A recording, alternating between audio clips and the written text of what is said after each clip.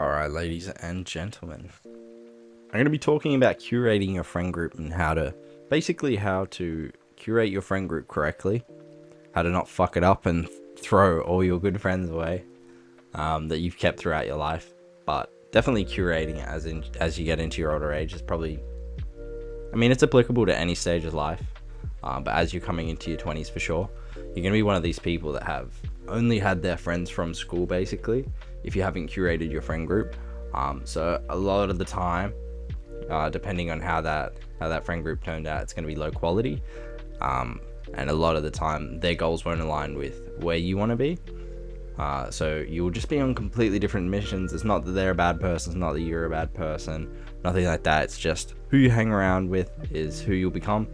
And unfortunately, the people that you met throughout school a lot of the time won't align with who you want to be in your older age, what goals you want to achieve, so forth. So it's a matter of kind of weaning them out a little bit and then finding a new circle of people to hang around. So I'll be giving you some pretty actionable information about curating a group, who to keep around, tests to give, and then how to find that new circle of people. Alright, the first section I wanted to cover is choosing your friends wisely. It's so important to choose your friends wisely. Basically, there was a law, or there's something back in the day in a study, and it basically states that whoever you hang around is who you become. I know Dan Pena says this a lot, but basically it's super true. Who you hang around with is who you'll become within reason.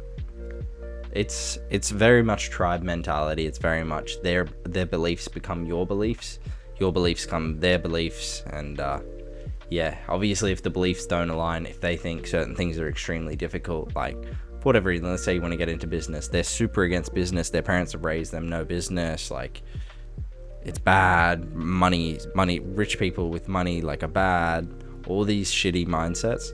You can imagine if you start hanging around those people, or if you're commingling around those people, their beliefs slowly become yours, even if you know it on a conscious level or not. What they want to do, how they want to conduct their lives, where they want to go, what they want to do, whatever it may be, is going to slowly be off a basis of that internal belief system they've been brought up on.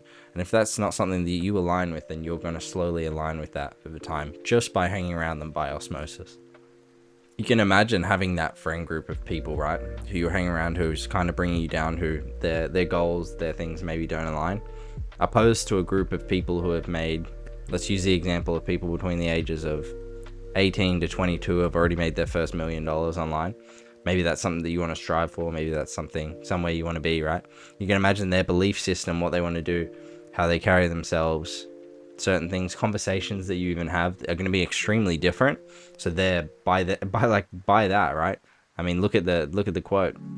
It's show me your friends and I'll show you your future. And it's like the top 5 friends you hang around with, you'll be the 6th. So if 5 of them are doing drugs, you'll be the 6th one doing drugs, inevitably, right? If 5 of them are doing $1 million a year in revenue in business or a profit in business, inevitably you'll be the 6th one. That's just like very simple tribe mentality, very simple like human psychology. That's just what happens. So by changing up that one element of your inner circle, now I don't mean you can't keep these friends around from when you're in school, right? I've got a lot of friends that I still hang out with from school that are around, but they're not necessarily my inner circle, nor do I come to them with any problems, nothing like that. It's just about knowing that, okay, you've got your inner circle of people that you actually want to be like, and then say you have some drinking friends from school, or you have some party friends from school. It's about categorizing out these friend groups a little bit differently. So when building out this inner circle of actually people that you want to be like, people that you align with really well, it's important to make yourself something first, or at least be on the path. Like, don't let this be your first day in business, right? And be like, okay, cool, I'm going to go out now and find people that are doing $1 million a year and profit. That's not how that's going to work. You have to build up yourself. You have to travel the road alone for a while. You have to build yourself up over a certain period of time. And then eventually down the road, you can slowly start joining groups when you have your money up a little bit, buy into these groups, buy into communities, and then these people will start to hang out. You might pick up one person, then they know one person, and then it'll just come together naturally. But you have to be the man in order for that to happen. I'll give you one, for example, recently for me. I joined a couple groups, right? And I've met some people doing $1 million a month. So that for me is like, I'm going to try curate my circle more towards them and around that level of people, and inevitably I'll go up to that level over time. They say there's another saying for your friends, if you're still confused on what friends to get rid of, what friends to keep.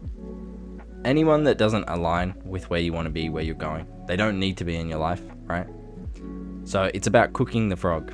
And what cooking the frog states is, or like boiling the frog is, if you turn the heat up slowly over time in a frog in a bowl or a pan, he won't feel to the eventual point where he cooks, right?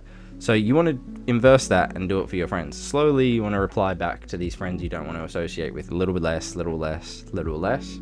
Hey, do you want to come to this party? No. Like, you slowly tone it down.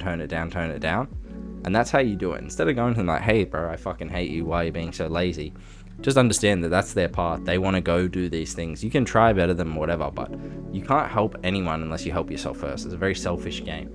So you have to help yourself get ahead first, and then you can help these people down the line potentially.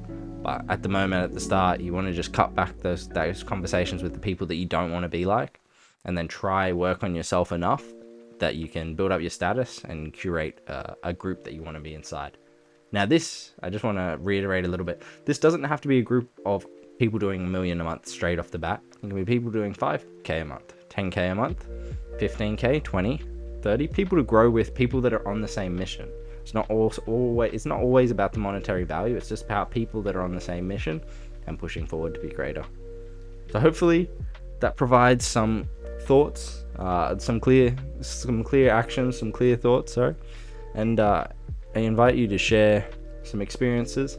Message me on Instagram with any questions you have further, and hopefully that helps you curate your friend group a little bit. Definitely don't go out there and say you hate them, but I mean, if they're doing nothing, man, and you're on your shit, maybe it's time to just cut off conversation at all, like completely.